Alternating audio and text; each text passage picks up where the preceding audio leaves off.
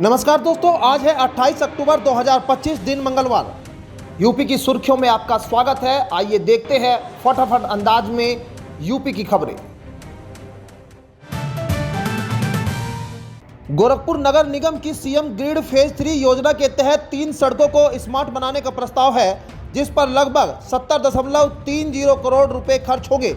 इन सड़कों में गणेश चौराहा, हरिओम नगर तिराहा, sports college road, Kailash Shukla का मकान और गोलघर कचहरी चौक बेतियाहाता चौराहा मार्ग शामिल है। सड़कों के चौड़ीकरण, सुंदरीकरण, प्रकाश व्यवस्था, फुटपाथ और नागरिक सुविधाओं से यातायात सुगम होगा। चौथी सड़क टीडीएम तिराहा NH 28 मार्ग को फिलहाल योजना से बाहर रखा गया है। मुख्य अभियंता अमित कुमार शर्मा ने बताया कि बजट की मंजूरी के बाद कार्य जल्द शुरू होगा।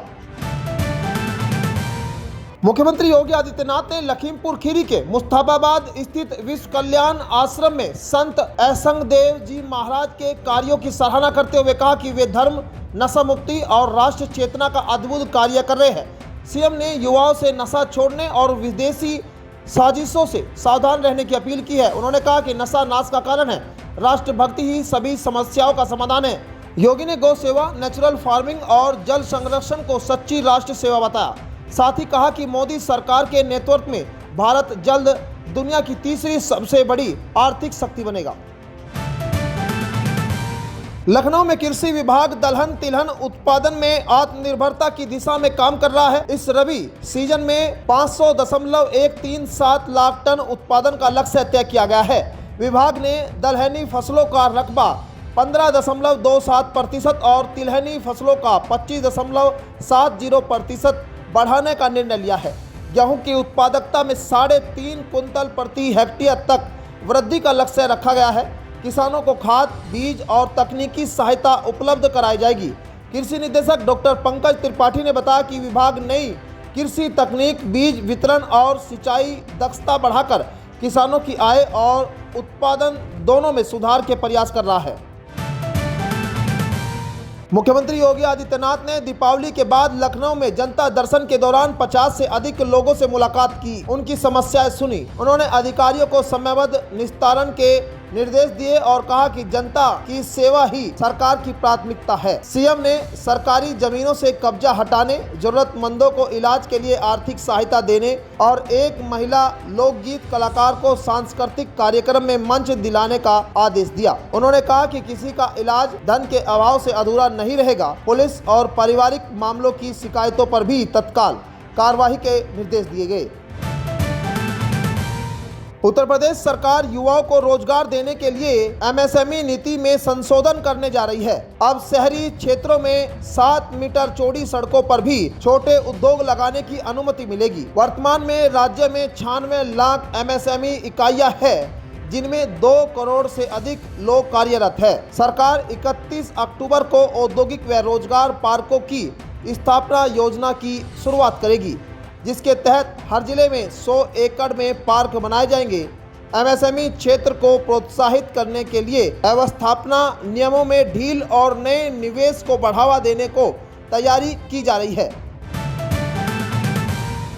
बदायूं जिले में गंगा एक्सप्रेसवे के किनारे बिनावर और दातागंज में औद्योगिक गलियारा विकसित किया जा रहा है। यहाँ 2600 बीघा भूमि अधिग्रहित की गई है और अब तक 40 कंपनियों ने फैक्ट्री लगाने के लिए आवेदन किया है। परियोजना के पूर्ण होने पर 200 से अधिक उद्योग स्थापित होंगे, जिससे लगभग 50,000 लोगों को रोजगार मिलेगा।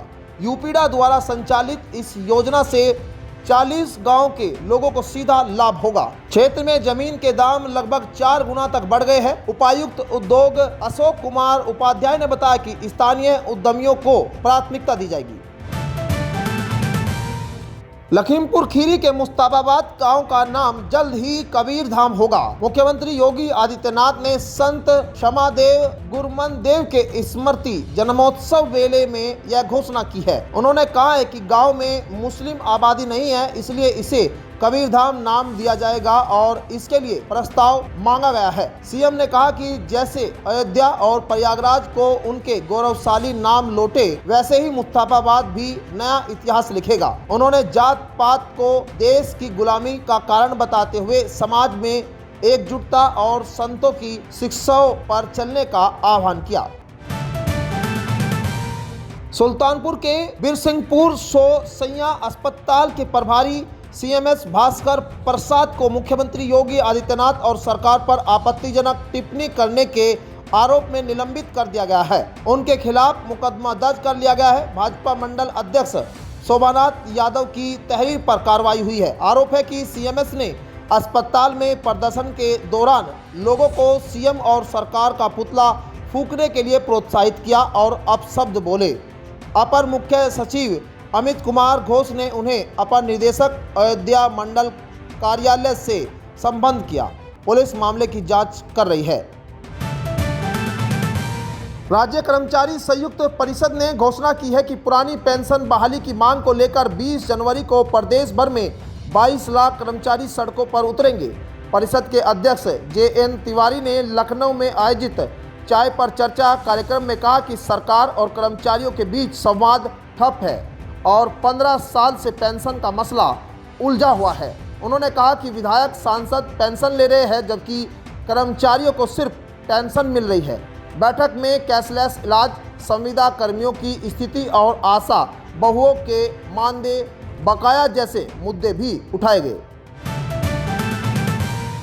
सपा नेता आजम खान अजमेर शरीफ दरगाह में पहुंचे थे, जहां सूफी संत ख्वाजा मोहिनुद्दीन चिश्ती की दरगाह पर हाजिरी लगाई। जेल से बाहर आने के बाद आजम खान ने दरगाह में विजिटर रजिस्टर में उर्दू में अपनी भावनाएं लिखी। उन्होंने लिखा, जिसे ले गई है हवा वो वर्क था दिल की किताब का, और पूरी मिल्लत इस्लामिया के हालात पर चिंता जताई। उन्होंने अल्लाह से उम्मत की रहमत और रहनुमाई की दुआ मांगी और खुद को खादिमों का खादिम नाचीज लिखा। इस मौके पर उनके बेटे अब्दुल्ला आजम और करीबी नेता भी साथ मौजूद रहे।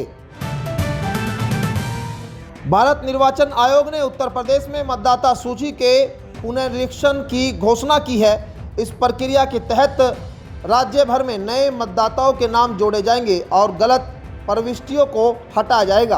आयोग के इस फैसले का सीधा असर पंचायत चुनाव पर पड़ सकता है, क्योंकि मतदाता सूची के अद्यतन होने से निर्वाचन क्षेत्रवार वोटर संख्या में बदलाव संभव है। अधिकारियों के अनुसार पुनरीक्षण कार्य निर्धारित समय सीमा में पूरा किया जाएगा ताकि आगामी चुनाव पारदर्शी और निष्पक्ष तरीके से संपन्न हो सके। आयोग ने सभी जिलाधिकारियों को इसके लिए निर्देश जारी किए हैं। उत्तर प्रदेश पावर कॉरपोरेशन में लागू की जा रही वर्टिकल व्यवस्था में लखनऊ के करीब 3613 आउटसोर्स संविदा कर्मियों की नौकरी पर खतरा मंडरा रहा है। इसके विरोध में संविदा कर्मचारी संघ ने 1 नवंबर 2025 से आंदोलन की चेतावनी दी है। संघ का कहना है कि मौजूदा व्यवस्था में 4620 कर्मचारी बिजली आपूर्ति और राजस्व वसूली संभाल रहे हैं, जबकि नई प्रणाली से यह व्यवस्था प्रभावित होगी। बैठक में कर्मचारियों ने 7 सूत्रीय मांगे रखी, जिनमें निजीकरण रोकना, नियमित भर्ती और संविदा कर्मियों का स्थानीयकरण प्रमुख है। संघ ने चेतावनी दी है कि मांगे न मानने पर आंदोलन तेज किया जाएगा।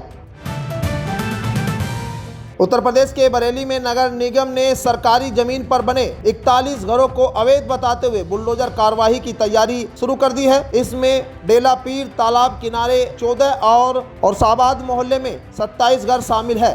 नोटिस की अवधि खत्म होने के बाद लोगों ने घर खाली करना शुरू कर दिया है।